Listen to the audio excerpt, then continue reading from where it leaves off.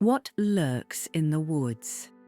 In Creekwood, North Carolina, Kristin, a fan of horror director Jonathan Ransom, is drawn to the eerie woods where he died mysteriously. His films captured the sinister essence of the South, mirroring Kristin's own unsettling dreams of a demonic forest. At a bar, she meets Joshua, an actor linked to Ransom's unfinished project, and their attraction leads them to the woods at night. There, amidst fireflies and whispers, the forest's malevolent force claims Joshua, revealing its power to Kristin. A shadowy figure spares her, recognizing her awareness of its darkness. Kristin emerges, embracing her nightmares as her own, no longer needing others to validate the forest's evil. Kristin's favorite director was in town. He'd been there for almost a month, buried in a grassy knoll at the top of the local cemetery.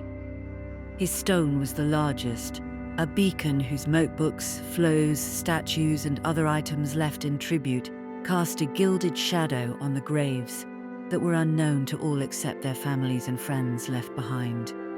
Jonathan Ransom had not been born in Kristin's town. He hadn't even lived there, but he made sure he'd stay there in death, buried in Thornhill Cemetery in the small town of Creekwood, North Carolina. Ransom's films were haunting portraits of the South, bringing forth that unsettled quiet that most Southerners only knew as a feeling or a sense of innate displeasure with one's surroundings, a quiet anger they couldn't quite place. Ransom manifested that anger into ghosts, shadows, and monsters. He formed them into shapes, created characters that explained Kristin's deepest suspicions about where she lived. His work was celebrated across the country, and his last 3 films had each garnered more praise than the next. Ransom claimed that in Creekwood, he'd found his muse. Its empty trees, barren even in summer, and blackened creeks that flowed inches deep, brought a mood to his films that actors never could. Kristin knew those scenes well, had known them ever since she first entered the woods that Ransom found delightful. She always tried to see him shoot. He was famous for only shooting at dusk or at dawn, and in the quietest corners of Creekwood that even the locals managed to avoid. If she'd had the chance to meet him, she would have been able to tell him to avoid those corners. Ransom's death was called an accident. A local found him at the bottom of a ditch, and his head was bent in an unnatural angle against the stone. Ransom's camera lay shattered next to him, all the film exposed and ruined. No one would see what Ransom saw ever again. Kristin always knew there was something wrong with the woods outside of her house. Its trees bent at odd shapes, and they never seemed to bear blossoms or fruit. Yet they lived, year in and year out. Birds built nests in their crevices, squirrels burrowed in their holes, eggs fell to the ground before they hatched, and hawks left the bloodied remains of the squirrels on the roots. The forest's horrors began to appear in her dreams as early as elementary school. Kristin would fall asleep, and in her mind, she'd wander into a forest that no longer hid behind the trappings of flora and fauna. Between craggy trees stood corpses, their mouths frozen into a scream, as their arms and hands stretched to the sky alongside the branches. The leaves on the forest floor were strewn with hair and teeth. Each nightmare ended with smoke curling at Kristin's feet and the glow of 2 eyes blinking in front of her. When she awoke in the safety of her room, she'd vow to stay away from such a dangerous place. And yet, Kristin couldn't stay away. She'd walk by the woods and feel as if the smoke in her dreams were nipping at her ankles like a wolf puppy, welcoming her into its wild domain. And when she entered the woods, she felt an eerie sense of calm, like whatever had beckoned her was grateful for the company. She knew when she was welcome and when she should leave.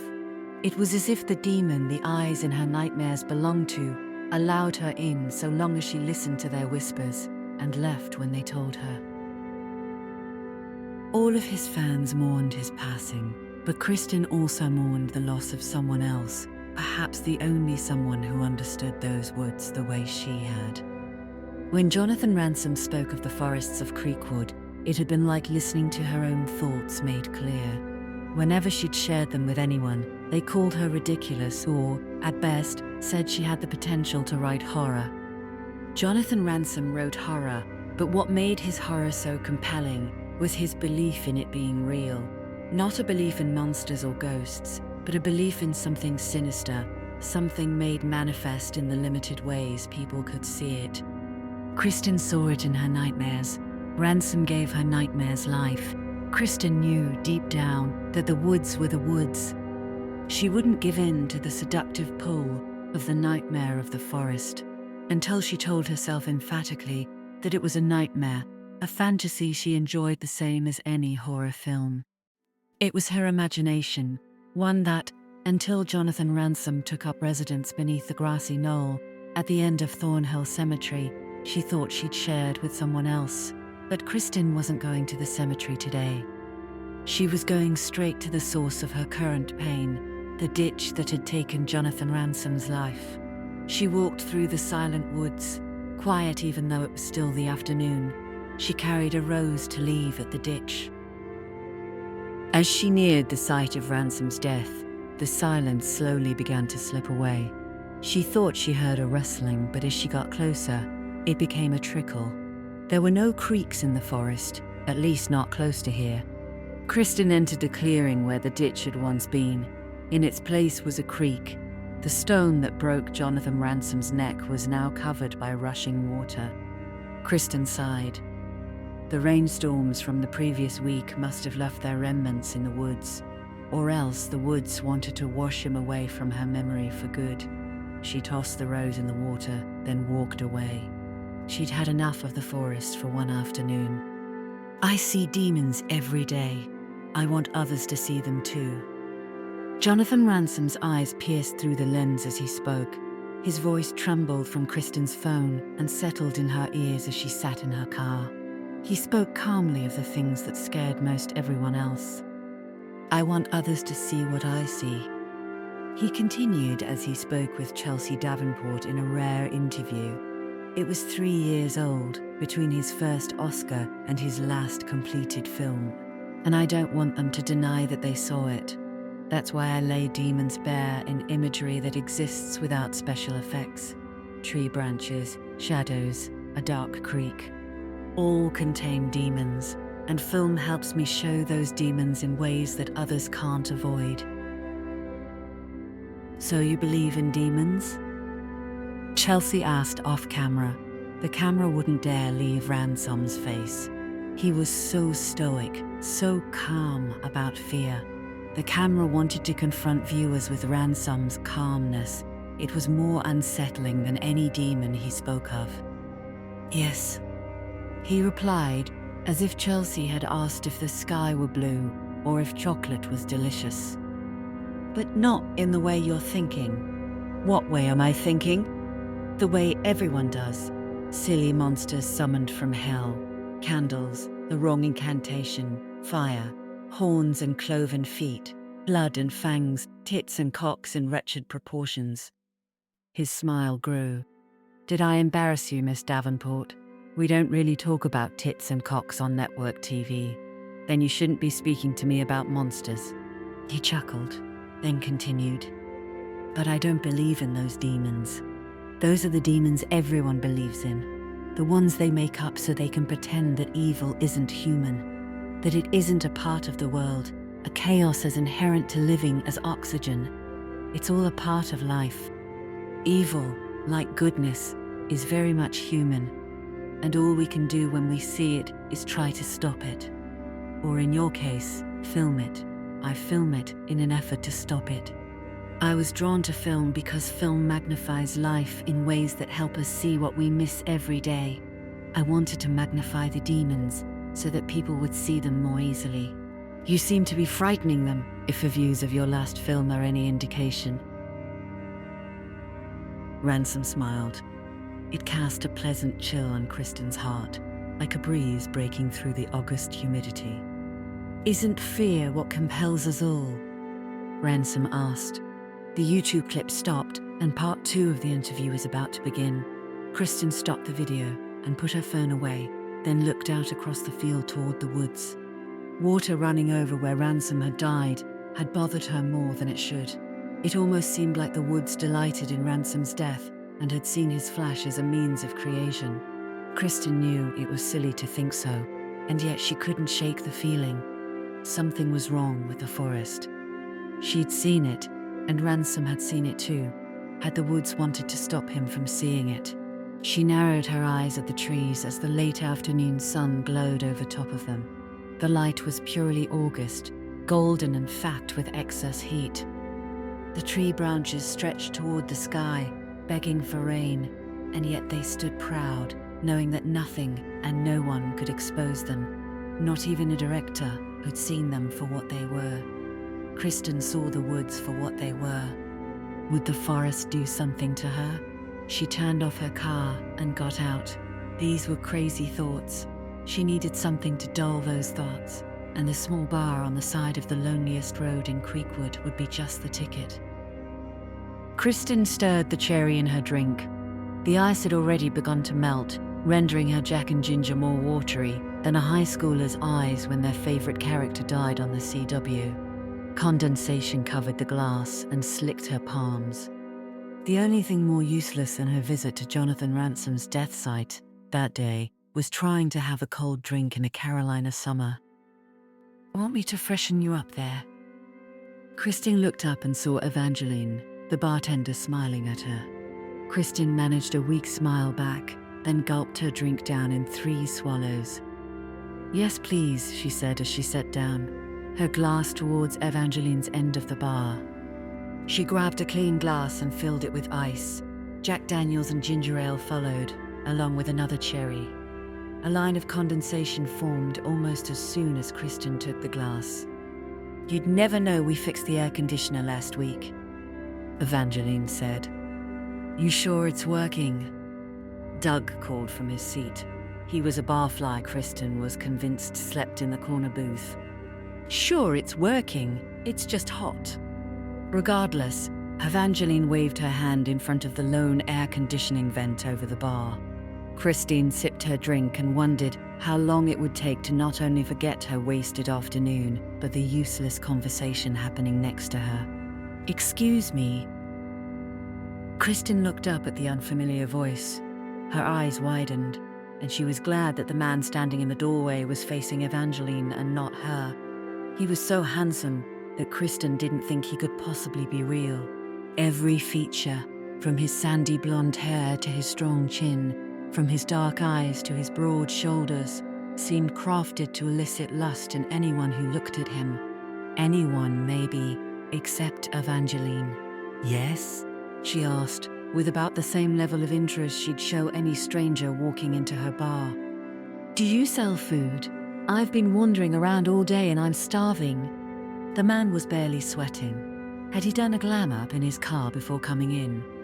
Evangeline smiled and tossed a small bag of potato chips onto the bar. "This is about it," she said. "But you can order delivery here if you want." "Will do." The man moved towards the bar, and Kristin noticed how close the potato chips were to her seat. She glanced at Evangeline, who winked at her before turning back to the bar to get a refill of Doug's favorite beer. "This seat taken?" The man asked with a man had an experience and an angle and said all the work. "No. Go ahead." Kristin took a large sip of her drink to try and calm her eyes back into a normal width.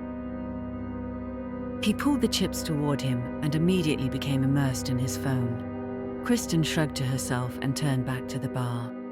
"You have any recommendations?" the man asked. Kristin turned and saw him looking at her. "Recommendations? For food? You live around here?" "Oh, yeah, I'm local." Was it that obvious? Her fingers flicked to her hair to straighten it. She stopped herself, then realized her fingers were floating by her cheek. She curled them under her cheek, then her chin. She hoped she didn't look like as much of a spaz as she felt. The man smiled, and Kristin felt everything in her body calm, except for her heart, which beat so hard she could feel it pulse between her thighs. "So, what do you recommend?" he asked. "Mike's," Kristin replied. "Mike's Deli. They deliver, and they make a great turkey club." "Perfect." The man turned away from her and tapped in his order. Kristin's shoulders fell a little, but when she turned back, she saw a refreshed Jack and ginger in front of her. "And what'll you have with that club sandwich?" Evangeline asked the man. Kristin kept her eyes away from him. "I'll have whatever she's having," he answered. Kristin glanced at him and saw him smiling at her. "Seems like she has good taste." Evangeline gave Kristin a sly look, one Kristin hoped the man didn't notice. "She does," she said as she made the man's drink. "I have good taste too," Doug called. "You like whatever's on draft!" Evangeline shot back. "Whatever's on draft is good. So good you spend the rest of the time complaining about my AC, my lights, the smell. It smells too clean in here. You need cigarette smoke or something." "I'll light up your ass if you don't shut up!" Evangeline thunked the man's drink in front of him, then grabbed herself a bottle of beer and walked to Doug's table. "Seems like a fun place to drink," the man said. "It's something," Kristin said as she turned to face him. "Well, here's to new places." He held up his drink. "And new friends, I hope." Kristin smiled back and clinked her glass to his. "Cheers." They took their sips, and Kristin added, "Though friends know each other's names." The man chuckled. "That they do." He held out his hand. "I'm Joshua." Kristin. She shook his hand, and even through the cold water left behind from the glass, she felt how warm and smooth his fingers were. She imagined them running up her waist. "So what are you doing in Creekwood?" Kristin asked. "Well, I was supposed to be filming a movie, but the director died." Kristin tried not to choke on her drink. "You were going to be an untitled shadow work," she sputtered. Joshua chuckled. "So you're familiar with Jonathan Ransom?" "He's my favorite director. I love his work." "I did too. I was actually really excited about being able to work with him, but my manager and I decided to keep my flight and travel plans out this way, take a little break from the Hollywood grind, you know, busy filming schedule. Busy rumor mill schedule, just people looking for gossip, you know." Kristin didn't, but she could tell by the way Joshua's gaze kept falling from hers that he didn't want to talk about it. "Well, I hope you're finding some solitude here," Kristin said. "I am, though." He went quiet and traced the rim of his glass. "Though what?" He looked back up at her. "You're a Ransom fan, so I know you like creepy stuff on film. But how do you feel about it in real life?" "What kind of real-life creepy things?" "Like, stuff that shouldn't be real. Not monsters or ghosts or anything, but things that unsettle you. Hidden demons. Like the kind Ransom put in his movies?" "Yeah. The stuff he made up with his cinematography." "I don't think he made it up." Kristin caught herself. "I mean, I think he did a convincing job." "I don't think he made it up either, especially since I've been spending time here." He nodded to his left where Kristin knew the woods lay beyond the walls of the bar. "Especially in those woods." "You've been in the woods?" "Just hiking. I wouldn't just hike there. It's creepy, right?" "Yeah, something's off about it. It's where Ransom died." "Yeah, but he tripped and broke his neck, right? So they say." "I think." Kristin stopped herself and sipped her drink. She didn't continue, even when Joshua raised his eyebrows to prod her. After a few moments, he said, "You can tell me if you think it's something about the woods. I won't think you're crazy or anything, but I can't prove it. Lots of people trust things they can't prove, just as the Hollywood rumor mill."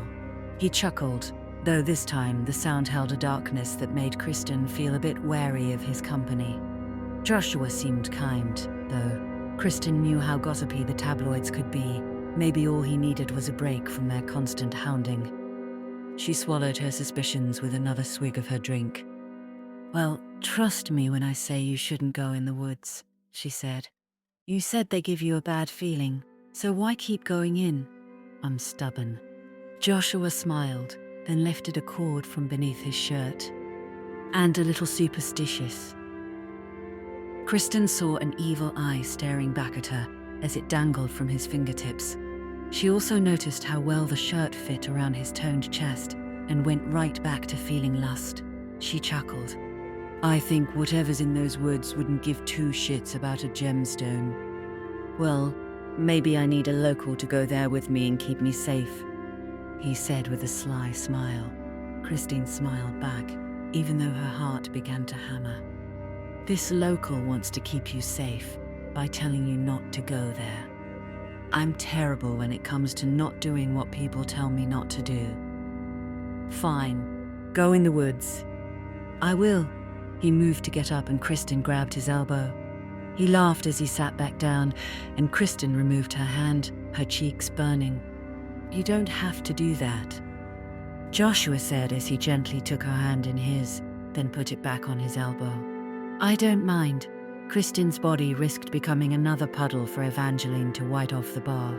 A jolt of courage helped her move her hand from his elbow to the top of his leg. Do you mind this? She asked, even though his expression told her he didn't mind at all. I only mind that there are other people around, he said as he leaned closer. There are Joshua Collins here.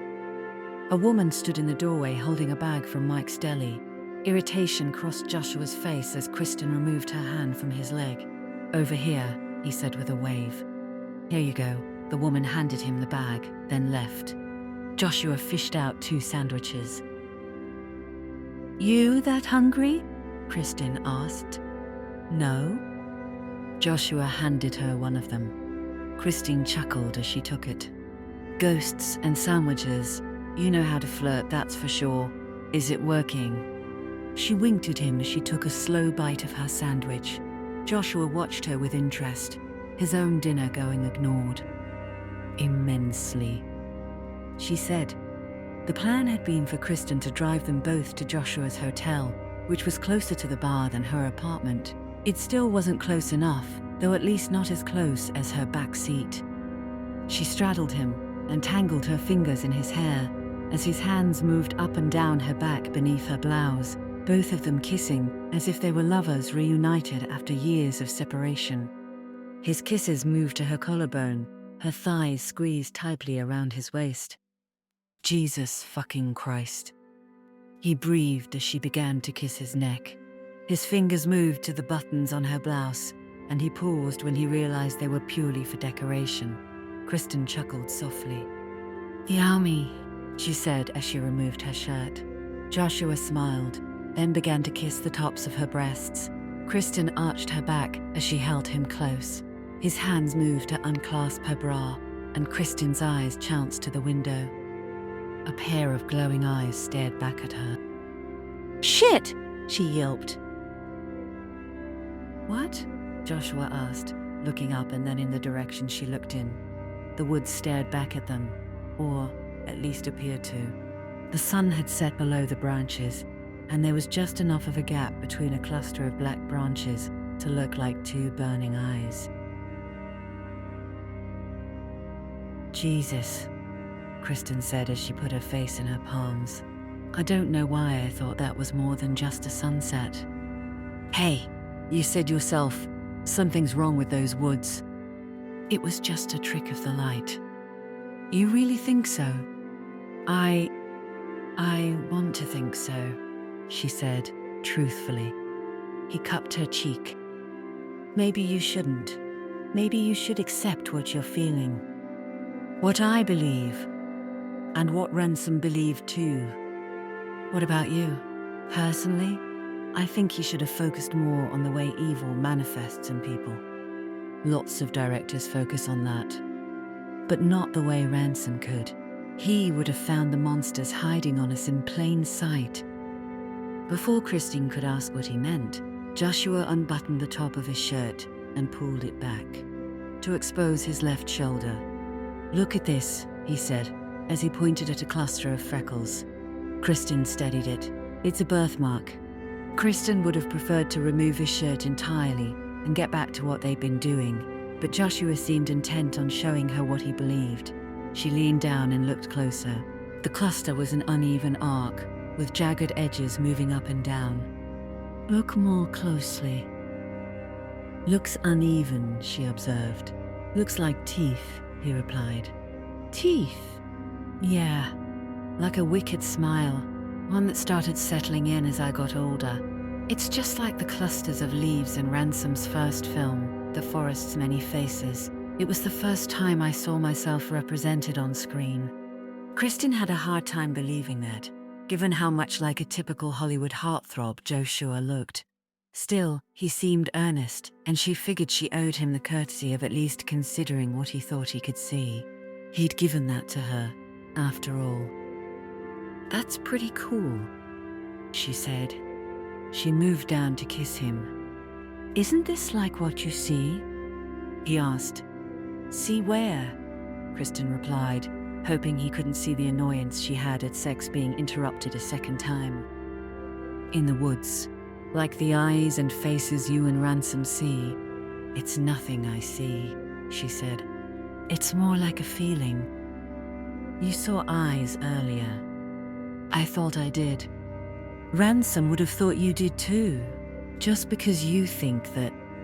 "I don't think, I know." Joshua held her closer. "I know it because I trust you," he whispered as he began to kiss her shoulder. Kristin sighed as Joshua's tongue glided over her skin. "You don't want to know what I know," she said as scenes from her nightmares flickered in her mind. "I do. Show it to me." He pulled away from her, then gestured his head towards the woods. "Let's go. Now?" "Yes, I want you to show me what you're afraid of. I've told you. Show it to me. Come on." He cupped her chin and pulled her down for a deep, lingering kiss, one he punctuated by tracing his tongue across her lips. She felt herself fall under his spell, willing to do whatever he asked. "Let's scare each other," he whispered. The woods grew dark as the sun sank behind them.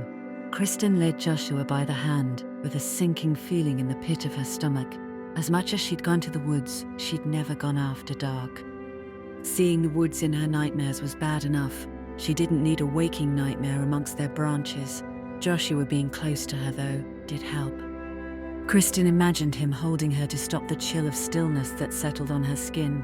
Imagined him whispering in her ear to block out the noises of bugs run rampant in a forest without birds. Imagined him kissing her so she could close her eyes and shut out the faces staring back at her through the leaves. The sound of running water sounded close beside her. "Come this way," Kristin said as she guided Joshua towards the clearing. "What is it?" "This is where Ransom died." They approached the creek, which flowed as strong as ever despite a day without rain. "That creek wasn't there before," Kristin said.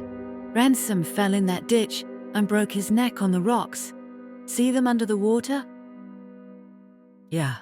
Joshua crept towards the creek and crouched to get a closer look. Kristin moved towards him while watching the woods around them. She couldn't shake the feeling that they were unwell, and worried that either he or both of them would find their heads split on the same rocks that had taken Ransom's life. The rush of the creek quieted into a whisper. It oscillated from sounding like a shushing noise to almost sounding like her name. She looked up and let out a gasp before she could stop herself. Joshua turned back to Kristin. "What?" Kristin pointed above him. All around them were fireflies, glowing in pairs. Their orbs shined, bright like eyes, eyes which flickered above illumined teeth and darkened limbs of the trees. "Look," she breathed. He did. Fireflies, but not just fireflies. There Kristin stopped herself. Joshua moved towards her and held her elbows. "Don't stop. Tell me what they are." "They're fireflies." "Tell me what you think they are."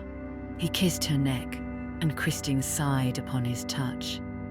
"Create a nightmare for me. They're the eyes of a demon," she whispered. "One I see in my dreams." "Tell me about your dreams." He pulled her close and kissed her shoulders. "The forest is filled with the dead, and eyes are watching me from below. They're watching us now. Joshua removed her shirt, then unfastened her bra. She gasped with pleasure at the feel of the night air upon her naked breasts. They were soon warmed by his hands and then by his mouth. Joshua lifted his head and slid off his shirt as Kristin unbuttoned it. They kissed and moved so rapidly that it seemed they were naked without undressing first. They fell, Joshua seated on the ground and Kristin wrapped around him as they kissed with mounting fervor. Tell me more about the demon. He breathed between kisses. Kristin groaned as Joshua touched her between her thighs. The demon speaks through the forest, she said. Tree branches, rain, a rustle of leaves. Through whispers. Joshua laid her down, then opened her legs as he pressed her into the ground. She felt the dirt and fallen leaves dig into her back as he kissed and licked her body. She loved it. She loved how delightfully pagan it felt to fuck in the woods. She loved his grunts intermingled with the wind in the trees and the chirping of crickets. Kristin groaned as Joshua entered her. "They whisper to us," she said as he began to thrust. Kristin wrapped her legs around him and relished the feel of him moving inside of her. "They're speaking to both of us. Christine," Joshua whispered. She rocked her hips in time with his movements, both of them undulating under the trees. "Kristin, Kristin, Kristin." She began to hear her name in whispers far from Joshua. They were behind her, on every side, far and near. She opened her eyes. Hundreds of absent eyes and darkened limbs flew around them in the air. Sinewy forms dropped from the branches, grey and red, and hanging from talons that grinned in the leaves. Branches reached towards the moonlight and arched and cracked, their maws gaping wide as the stars gave them eyes. All of them watching, all of them whispering. "Kristin, Kristin, Kristin." "We're creating a nightmare," Joshua said. "We're bringing darkness to these woods. You, me, Ransom, Kristin, Kristin, Kristin." The whispering woods grew louder. A breeze blew over their bodies, and Kristin saw the shadowy tendrils reaching toward them. "Joshua," she hissed. "The woods are nothing," he continued, "but my body." He pointed to his birthmark, the jagged arc that leered at Kristin. "And your imagination, I'm not imagining it. They're all we need to continue Ransom's darkest dreams." "Joshua!" There's a branch behind him cracked, and Joshua let out a piercing scream. Vines dragged him away from Kristin's body. She scrambled backwards along the dirt when she suddenly felt branches clasp her waist. Kristin shrieked beneath their weight, but the branches didn't budge. Joshua opened his mouth to call for help when vines shot out of his mouth. The fireflies swooped around him, illuminating his agony as roots and leaves pulled him towards the dirt. Kristin watched long enough to see Joshua's skull begin to split, then passed out in the wooden embrace of the forest. Kristin awoke to a quieter forest. It was still nighttime, but the woods had an ethereal glow, with fog, or was it smoke, that glowed a faint red beneath its hazy grey. She realized she could stand up, and did. The branches that had held her lay on the ground like palms facing upward in prayer. She looked towards the creek. It was dry. Leaves and rocks laid in its bed, and the rotting corpse of Jonathan Ransom stared at her, his mouth fallen open in an eternal silent scream. Kristin backed away, then jumped when she looked back at the ground where she and Joshua had had sex. His mangled body lay in a flora-entwined heap, with branches and vines swirling through his bloody skin like snakes. "You have nothing to fear." Kristin turned toward the voice. She saw a tall, imposing form of shadow behind her. Their arms and legs were live, and their skin was but a cloud offset by features. "You won't be hurt," the figure said. Their voice was deep and yet soft, masculine and feminine, echoing back and forth to each other. "You hurt them," Kristin said. Her voice choked as her fear began to turn to anger. "We will not take you." They didn't need to be taken. The forest thrives on their darkness. Men like them think evil needs to be created by men. It doesn't, but their arrogance is potent. We use it to grow more powerful than they could ever imagine. We grow more beautiful with their blood. You'll see when you're awake. Why their darkness? Why not mine? Because you recognize ours. You are one with ours. The figure smiled. And we like you. I'm not like you. I don't kill beings to keep myself going. You ask for their imaginations. The figure pointed at Ransom. Or their seed. The figure pointed at Joshua. But you don't need them to realize your fears and to own the power you have by recognizing darkness. Our forest needs them. You don't. The figure floated towards Kristin and cupped her cheeks. Kristin felt rooted to the ground, though no vines surrounded her. The figure leaned towards her, and Kristin lifted her chin. The figure gave her a delicate kiss, one that left the taste of embers on her tongue. "Embrace that," the figure said. They clapped, and everything went dark. Kristin awoke to the woods she remembered. The moon shone through the trees. She lay naked and wrapped in branches, though they no longer squeezed her tightly. The rush of the creek broke the silence. She looked and saw it flowing as before, rich and bubbling as if a storm had just passed. She looked to where Joshua had been. His form was gone, as were the gnashing cluster of vines that had devoured his body. Instead, there was a small flowering tree, one whose petals glowed in the moonlight. Kristin felt an urge to take a flower, but knew deep down not to touch it. Nothing in the forest should be touched. Kristin gathered her clothes, got dressed as fast as she could, and sped from the clearing back to the path. The forest stayed quiet all around her, as if it were holding its breath, or perhaps waiting in anticipation for her to make the wrong move and take her, despite what the figure had told her before. Kristin shook her head as she exited the woods. There was no figure. It was a nightmare she couldn't share with anyone, for anyone who'd believe her would die. "You don't need them," the memory of the spirit's whisper echoed in her head. Kristin slowed her pace as she walked through the field and back towards her car. Even if she didn't need them, she wasn't given much of a choice, was she? They were taken. But she wasn't. She'd been spared. Because she knew that the forest was dangerous. Joshua had known too, and yet he was determined to go in and to see evil for himself. Even when she'd shown him, he was convinced it was something he could create, even as it crept behind him and brought him to his end. Ransom had been determined to mold it into something all his own on film, when all along he hadn't watched hard enough to watch his own step. Kristin looked back at the forest. The spirit had said they needed the blood of arrogance to nourish its evil. Ransom and Joshua were fools that thought they could take the nightmares of the forest and make them real. But the forest's evil was already real.